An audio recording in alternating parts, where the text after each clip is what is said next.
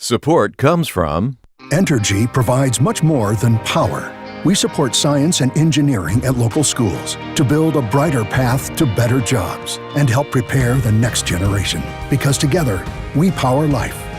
Entergy. additional support provided by the Fred B. and Ruth B. Ziegler Foundation and the Ziegler Art Museum located in Jennings City Hall. The museum focuses on emerging Louisiana artists and is an historical and cultural center for Southwest Louisiana. And the Foundation for Excellence in Louisiana Public Broadcasting, with support from viewers like you.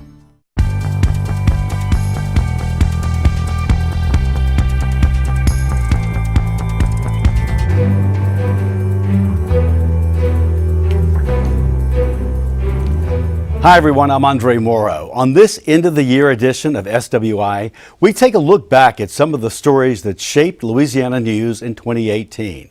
The first half of the year was dominated by talk of a fiscal cliff. Now, besides its regular session, the legislature called 3 special sessions to try and solve the state budget. When all was said and done, they finally did. Kelly Spires talked with Melinda DeLotte, the AP reporter who covers Louisiana politics. So what came of the third special session? Well, I mean, they officially ended the fiscal cliff discussion. They passed the sales tax renewal bill, which renews a 0.45% sales tax of the expiring 1%. They raised $463 million for the budget that starts in July. So that was enough money to stop cuts to TOPS, to college campuses, to make sure healthcare programs were protected. Pretty much everything stays on a fairly even keel without very damaging cuts to anything. So they accomplished the big goal, which is balance the budget. So crisis averted. Correct. At the beginning of this term, there was a lot of talk about tax reform, getting rid of exemptions, broadening the base, lowering the rate. Where do we stand on all of that? Well, none of that happened.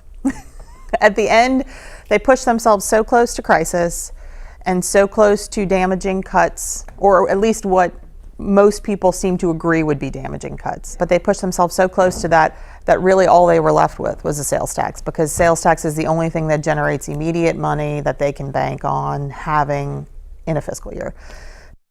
So the fiscal cliff was taken care of, but right now there is a snag in the attempt to upgrade the state's economic forecast.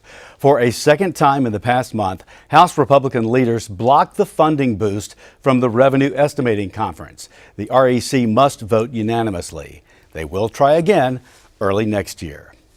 On February 14th of this year, Valentine's Day, when a gunman opened fire at Marjorie Stoneman Douglas High School in Parkland, Florida, it reignited the gun debate.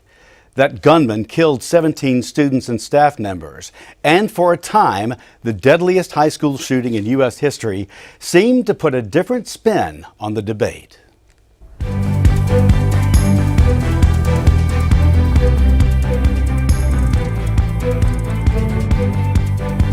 Well, the kids from Parkland, Florida changed the gun debate. The days since this latest shooting at a school in America where students and teachers were killed, it feels different than any of the previous shootings. Students are speaking out. People are speaking out. Students met with the president, as a matter of fact, at the White House. In a moment, we're going to talk with 4 Louisiana high school students about this entire event and hear their reaction to the shooting that killed 17 last week at this Parkland, Florida high school. But first, take a look at this. What is unfathomable is Jamie took a bullet and is dead.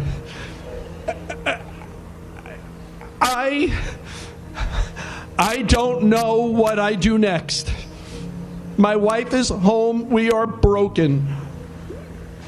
But I can tell you, don't tell me there's no such thing as gun violence. It happened in Parkland. That was the father of a 14-year-old girl killed, one of the 17 at Marjorie Stoneman Douglas High School who never came home from school that day. With me right now, some students from Louisiana high schools. First, Chad Fuselier, a senior at Lafayette High School. Also, Aaron Wilson, a senior at West Feliciana High School. Madeline Catroni, who is homeschooled, a junior here in Baton Rouge. And Alex Baisden, a senior at Lafayette High School. Thank you all so much for being here. First of all, does anybody own a gun or use a gun? No. Yes. That's a no or that's a yes? Yes. That's a no, okay. Are you in the minority at your schools? Definitely at my school. Specifically because it's a rural area in St. Francisville. We have about 2,000 people. Everyone hunts. Everyone has a gun, so I'm definitely in the minority. Two of you are from Lafayette. Lafayette, the scene of the movie theater shooting 3 years ago. You're nodding your head, Alix. Yes. You remember that well, don't you? I was at the movies that day in a kind of weird coincidence at the same theater on the same day. But the thing about that shooting is how random it was. It was someone from out of town, obviously a very mentally ill person with a legally purchased gun. And he killed 2 people in our town, people who were social entrepreneurs and upstanding community citizens. What about this shooting that feels different to you? Well, it feels more close to us. If that makes sense. So, I mean, it's just our age range. Like, you can see pictures of the victims. You're looking at the pictures right now. And like, you can see people walking in your hallway, and that's the scariest part. Because, you know, you feel like they have these gaps, and it's almost like a sigh of relief, but you can't. You said you look at this and you see yourselves in these faces right here. There's some polls that have come out in the aftermath of the shooting. One poll showing now that 2/3 of Americans now support tougher gun laws, found that almost universally they support tougher background checks, that 67% support a ban on assault rifles. Now, Louisiana's gun laws, the right of each citizen to keep and bear arms is fundamental. There's no background check, no permit to own, to sell. I want you to take a look at this video clip. In response to your most recent tweet, where you said that the Democrats had not been able to get anything done when they controlled the House and the Senate and the presidential executive branch, how dare you? You are in that exact position right now, and you want to look back on our history and blame the Democrats? That's disgusting. You're the president. You're supposed to bring this nation together, not divide us. How dare you? Children are dying, and their blood is on your hands because of that. That's David Hogg, a student. Your reaction to that, Aaron? Well, it's true. It's the Democrats have been trying to do things, and when you have the friction between Republicans and the American public in general, it's hard to get things done. And whenever we have something like this happen, where you have the emotional side of it, you actually see the victims' faces, not just numbers. You see this surge in people wanting to try and fix this problem. It sounds like a political issue to you, though. But do you think this is political still, Alix? We live in an age where our politics is so polarized that we can't even agree on people's right to not get murdered in their classrooms. That's the most basic opinion I have about this. I mean, under the Clinton administration, assault rifles were banned on a temporary ban, and when the ban expired, no one did anything about it. Now assault rifles are the tool of choice for mass shooters, and no one seems to be seeing the connection. Now, Madeline, it's interesting. You're homeschooled, so in a sense, you're removed from this, and yet when you look at those faces, you see friends that you know. So how do you feel about this? What's your reaction? I think even though I'm homeschooled, I'm involved in a lot of circumstances that bring me all across the country. So I have friends in Tennessee and Alabama and Mississippi and pretty much all across the United States, and to just see how widespread the issue is, it's really concerning, not only for myself, but for everyone that I'm around. Chad? I don't agree with the idea that people of any type can get their hands on guns, and the idea that these are just weapons of mass destruction. I think this is proven time and time again after each shooting, and we're learning. And I don't know how many more lessons it's gonna take, how many more bodies are gonna pile up. Right. But people shouldn't have access to assault rifles. You don't go hunt deer with an assault rifle. You have no need as an American citizen to protect yourself with an assault rifle. There are institutions like law enforcement and Homeland Security and government-provided institutions that serve that need. We don't need these tools accessible that's only meant for killing. I've never seen a reason for a gun other than to kill somebody. You shoot to kill. There's another video clip that I want to take a look at right now and then hear what your thoughts are.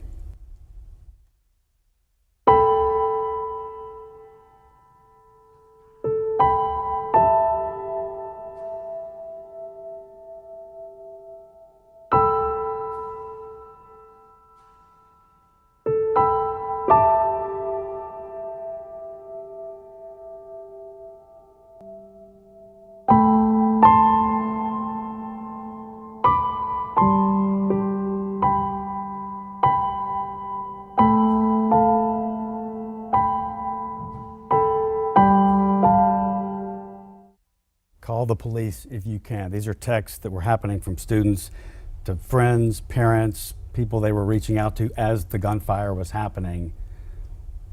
Your reaction, any of you? It's fear. You know, you're gonna be scared. That's the normal reaction. Nobody expects to get shot up while they're trying to learn. You know, school is supposed to be a safe place. And to live in fear while you're trying to better yourself and while you go to, I guess, prepare yourself to serve society is upsetting, to say the least. You know, there's no reason we should live in fear as students, as kids. We were born into this. I was born in 2000. So after Columbine? After Columbine. This has been normal procedure, if you call that normal procedure, but is that crazy to say that even? Well, I mean, my little brother told me today he has escape routes planned in every single one of his classes, just in case. You guys do have drills, or at least on the plans to practice some of these drills of an active shooter, correct? Yes, sir. Again, that's something that you don't have to deal with being homeschooled, but everyone else at your schools, is that right? Mm-hmm. Each of those schools. Do you think we're making progress? Do you think that we're seeing a change right now, maybe history in the making, in the aftermath of this, or is that too much excitement too soon? I think there's puffs of hot air coming out from politicians, but I see change within the students. You know, there's this organized outcry from these kids coming together, like walking out of class or speaking to the news sources. And, you know, that's exciting to see because we're seeing a mobilization of the youth. It's sad to see that kids are galvanized by the deaths of their peers, but that's just grim reality that we have today, living in the world after Columbine. We appreciate it. Thank you so much for joining us on this very important topic. Now, what's happened since then? This month, the Trump administration moved to officially ban bump stocks, which allow rifles to fire like machine guns. In October, the state of Louisiana got a $3.6 million grant to help schools develop emergency plans and safety training.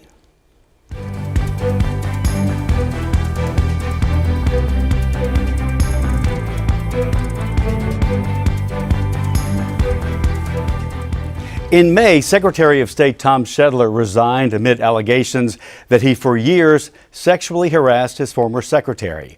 Senator Sharon Hewitt was the first state official to call for him to step down. She was part of a panel that discussed sexual harassment on the February episode of Louisiana Public Square.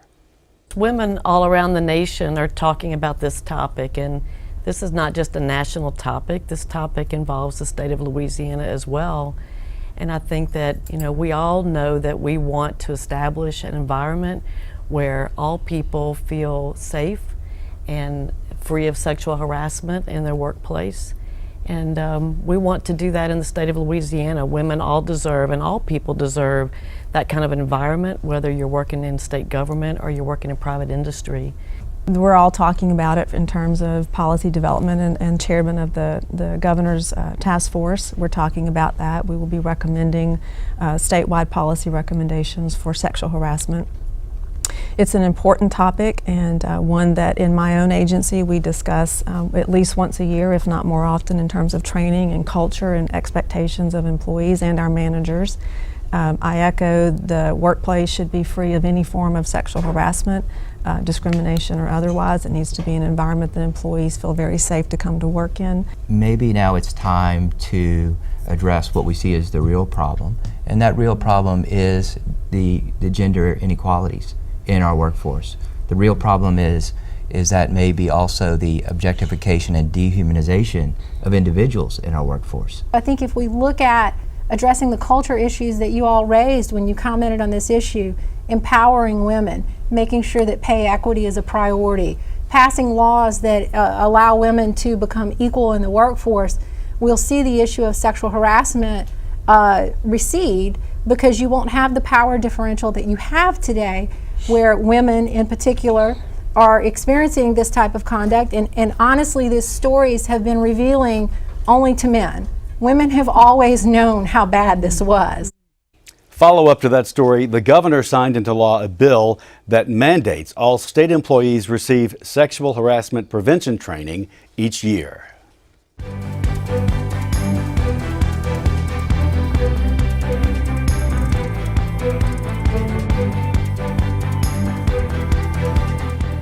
LSU was all smiles about a record freshman class, but then controversy emerged over a decision to adjust the admissions standards in Tigertown.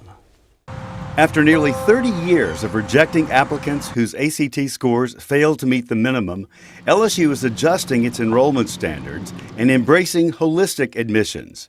The holistic philosophy gives greater weight to personal recommendations, student-written essays, and outside activities. LSU Board of Supervisor Chairman Stephen Perry tells me, holistic means LSU has every tool to evaluate a student's potential, not based solely on a test score. He says the school will offer more flexibility to applicants and overall standards won't change. LSU Vice President Jose Aviles will oversee the change and says it is long overdue. I've been in this business of college admissions for the last 20 years. I would say that this was by far the most archaic practices of admissions that I had seen. Not everyone agrees. Successful Baton Rouge businessman Richard Lipsey tells me he is concerned and points the finger at LSU President F. King Alexander. He questions why make such a change when LSU's freshman ACT scores are at an all-time high and there's stability after years of financial cuts to LSU. Lipsey is a longtime member of the State Board of Regents, but says he only first heard of the major policy change in the newspaper. He says, quote, "I hate to see King Alexander tear all that down," emphasizing that this is strictly his personal opinion and not a statement of the board. There's been a war of words between Lipsey and Alexander this week, with the latest entry an opinion letter penned by Lipsey in this week's Advocate newspaper. It's headlined, "Don't Lower LSU Standards." Does it surprise you that there's been some backlash from some of the education and community leaders who are thinking this is not a good thing? Yeah, frankly, it is surprising because, again, holistic review is not new. When you look at the top 50 institutions, according to U.S. News & World Report, the top 50 public, all but 2 of those institutions practice holistic review in admissions. Among the flagships, there's 50 flagships in the country, right? These are some of the oldest and most prestigious institutions in the world. LSU's in that class of institution. There's about 7 or 8 institutions that do not practice holistic review. State Representative Pat Smith is a lifelong education advocate and believes the change will be one of growth for LSU. We are a very diverse state, and I think that when we start looking at policies and procedures, no matter at what level they are, we should be looking at the diversity that we have in the state. And higher ed is just one example of that. And this policy that LSU is putting in is indeed not going to diminish the fact that they bring in the best and the brightest students. The State Board of Regents will begin an audit of all 14 of the state's four-year colleges to identify and count the students admitted by exception.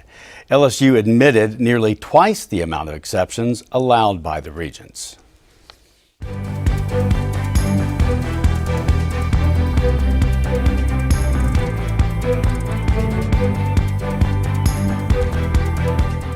The launch of the Kathleen Babineau Blanco Public Policy Center at UL Lafayette took place this year.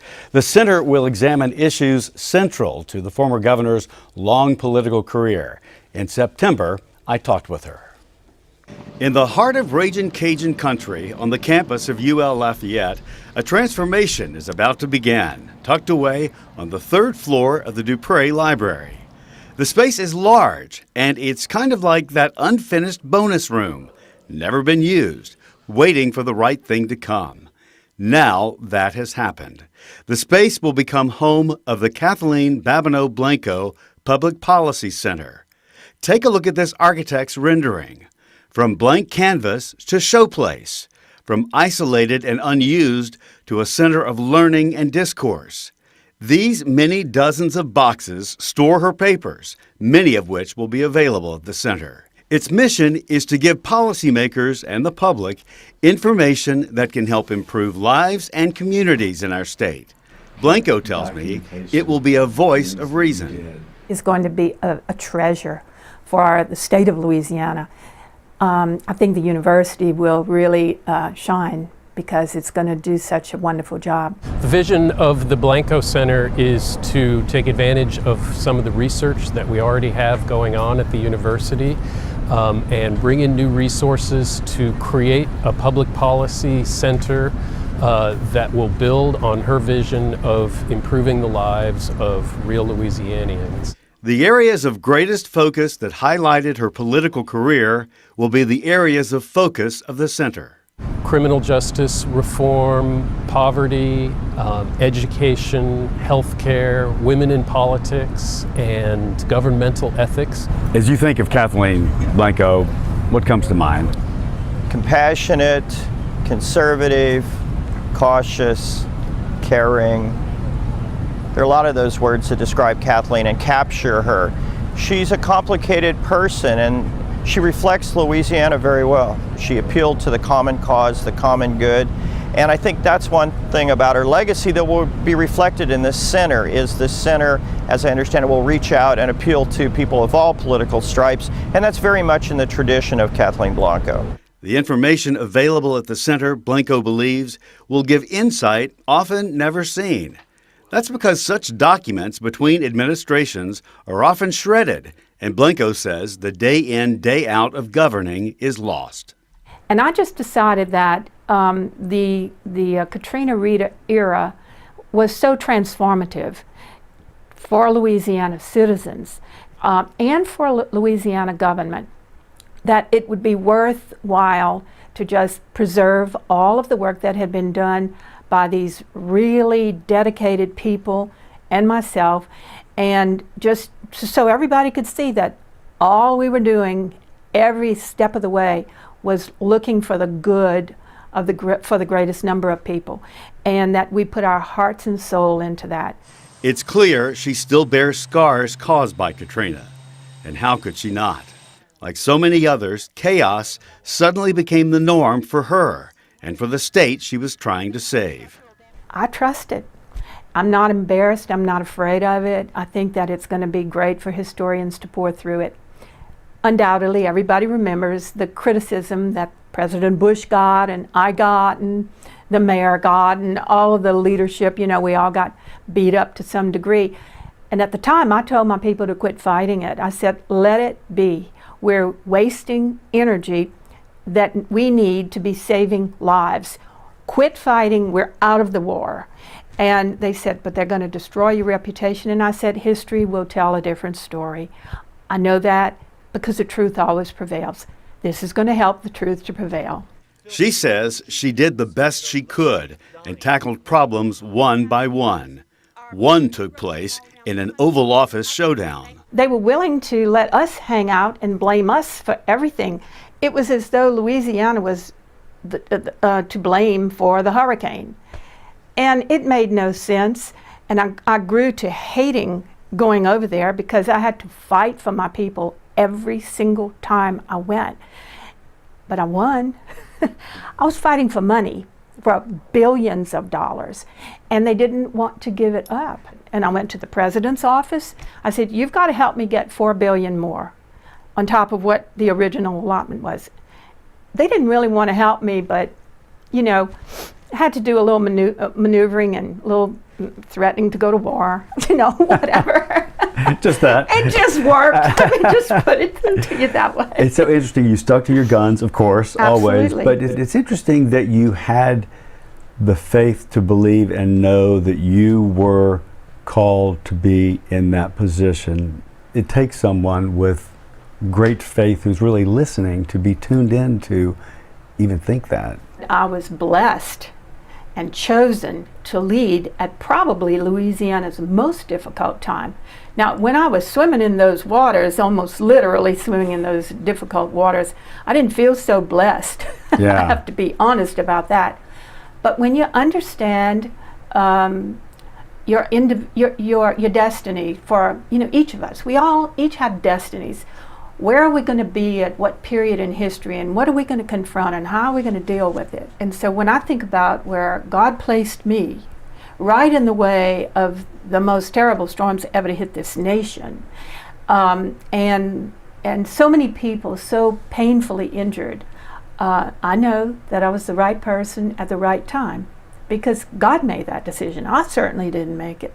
Her faith has grown during her ongoing public battle with cancer. She says a rare eye cancer that was treated years ago has now invaded her liver. But treatment, at least on this day, has given her a reprieve. Ironically, I'm feeling great, but I'm going to meet a disaster down the road, and I'll probably hit the wall in a few months. But for the time being, I'm feeling great, and it's kind of hard to believe that, that it's going to get complicated for me pretty soon. In the meantime, she lives life to the fullest and has an integral role in shaping the public policy center that will bear her name. You have such a organized public policy record, and that you have all your papers and documents in order that people can learn from and they can know what everything was like. I think, first of all, information is powerful, and to have a look behind the curtains is really incredibly important. People will get to see that, how that process unfolded, and I think it will enlighten them. And sometimes government is like making sausage, and you don't want to see it, and sometimes it makes a lot of sense. And I think that my administration will make a lot of sense. Now, the center expects to open in 2019. This month, Blanco was honored by Council for a Better Louisiana at their annual event, and it was then that she described her incurable cancer as the monster not far down the road. Governor, our prayers are with you and your family. And that is our show for this year. A reminder, next week we kick off 2019 with our exclusive one-on-one interview with Governor John Bel Edwards. That's next Friday, January 4th, from the Governor's Mansion. Be sure to have a safe and happy New Year. For everyone at Louisiana Public Broadcasting, I'm Andre Morrow. Thanks so much for watching us. Until next time, that's the state we're in.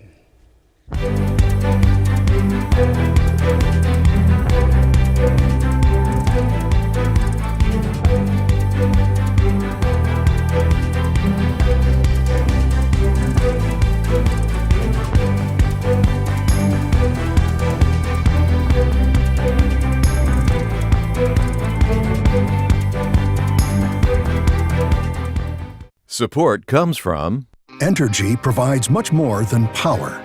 We support science and engineering at local schools to build a brighter path to better jobs and help prepare the next generation. Because together, we power life. Entergy. Additional support provided by the Fred B. and Ruth B. Ziegler Foundation and the Ziegler Art Museum located in Jennings City Hall. The museum focuses on emerging Louisiana artists and is an historical and cultural center for Southwest Louisiana. And the Foundation for Excellence in Louisiana Public Broadcasting, with support from viewers like you.